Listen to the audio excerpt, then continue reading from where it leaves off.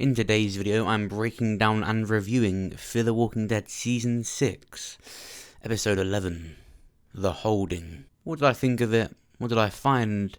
And what do I think is going to happen next? Before we begin, make sure you subscribe so that you're the first to see my videos. And check out the Discord for all the latest. So in this episode we saw the actual introduction to the Doomsday People. This episode was really odd. It was such a different feel to the show. But it was really good. And whilst the first half of Season 6 wasn't anything I'd get out of my chair for, it was decent, it was good. The second half has been actually amazing. Like, it's actually been such a good show. And it feels good to be excited about Fear again. Not just with the overall story, what's going to happen at the end of Season 6, but with what happens in these episodes. I was actually scared. I was worried for these characters that one of them was going to die. Wes in this episode, I thought he was going to get it. I've never been keen on Wes before. I thought he was quite a boring character, and when he arrived I was like, another one of these extras that are, boring characters. But no, in this episode he was really good. I like Wes now. I've never really disliked Alicia, but in this episode I liked her, like a lot more. She actually did something other than stand there. She's proven herself that if something does happen to Morgan at the end of this season, she can take lead. So we meet the Doomsday People and it becomes very clear what they're doing. They're preparing for something. They don't plan on going outside. It all started to click with me very quickly what was going on. In this episode it's revealed that these people already know of Morgan Jones's name. They actually set out to go and get him. This is likely because of the key that he has. It's the last key they need to ignite the nuke in the submarine. That's what they need to initiate it, and then they're going to set it off. It's not a matter of getting characters out of this place, it's about getting them in. Because once that nuke is set off, every character that isn't underground will die. Unless taken away by a CRM helicopter.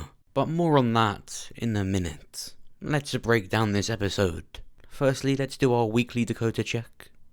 I want to help. No. Thank you, Morgan, for the update. I'm still really happy with how Dakota's being handled. Again, she doesn't feel sorry for herself. No one else feels sorry for her. So I think right now how they're dealing with Dakota is perfect. So, new character Riley is basically interviewing these characters, Wes, Alicia, Luciana, Althea. He's asking where they're from and trying to understand their mindset. And he's recording it all for Teddy. Now, Teddy is the overseer, the leader of this whole place, and it's very obvious he's brainwashed people and manipulated them into staying down with him. We don't see what he looks like until the end of the episode, and yeah, he's quite the character. Riley is like the manager when Teddy is gone, and he continuously asks these characters and everyone else underground that's new what they see when they look at this walker. Now, when we first saw the sneak peek poster that had this walker on it, I said it was rebirth, it was growth, and it largely resembled 100% Madison. You're looking at him like he's reminding you of something. My mom, she grew crops in the place where it used to be. I think the answer that Riley most expects when they look at this walker is for them to say growth, rebirth, because it's a dead walker on a tree branch with green around it. New life, the end is the beginning. And it leads to Wes, Alicia, Luciana and Althea to talk about their brothers. This is something they all have in common. They've all lost their brothers. Started out copying my brother.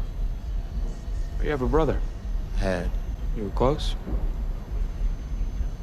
His name was Nick. Pablo.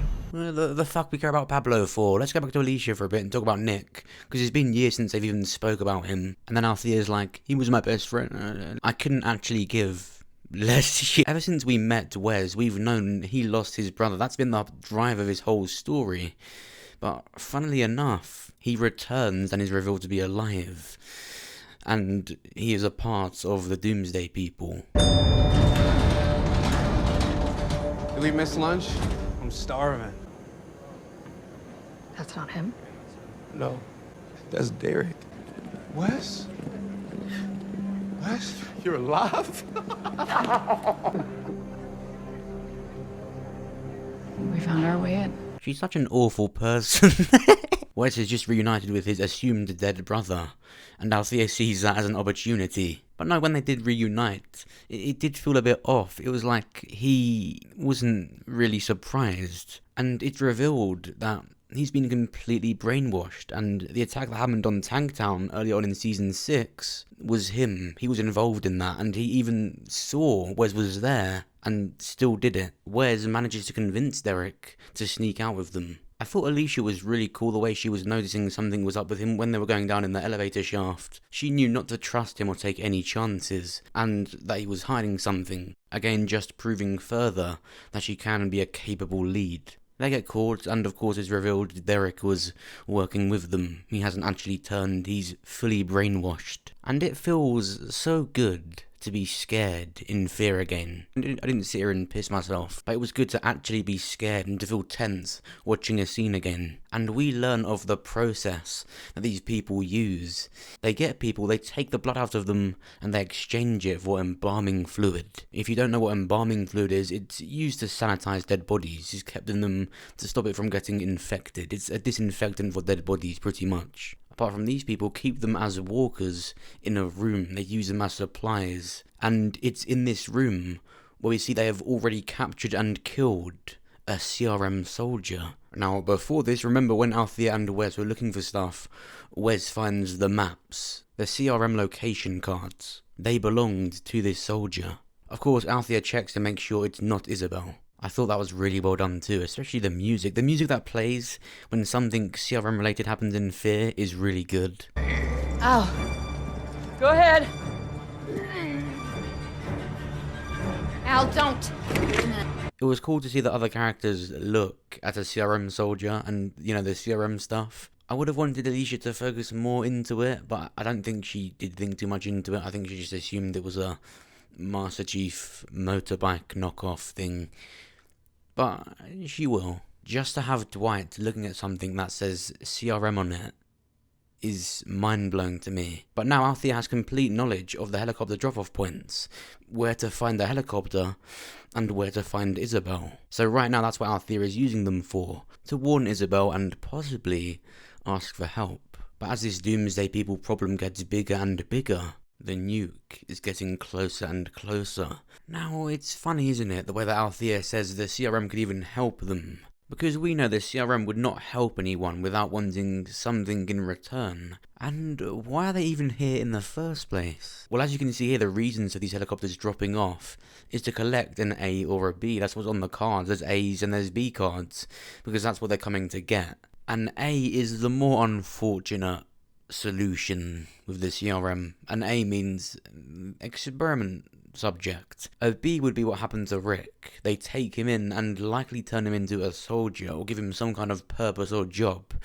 An A means experiment subject. You will be bitten and then sent off. So knowing that, and knowing that later on in Season 6 we will see more of the CRM, because Althea is looking for Isabel, she's going out of her way to see a helicopter, is going to happen. If the nuke does get initiated, we've got to ask the question, how? Morgan still has the key. They would have had to get Morgan to get the key.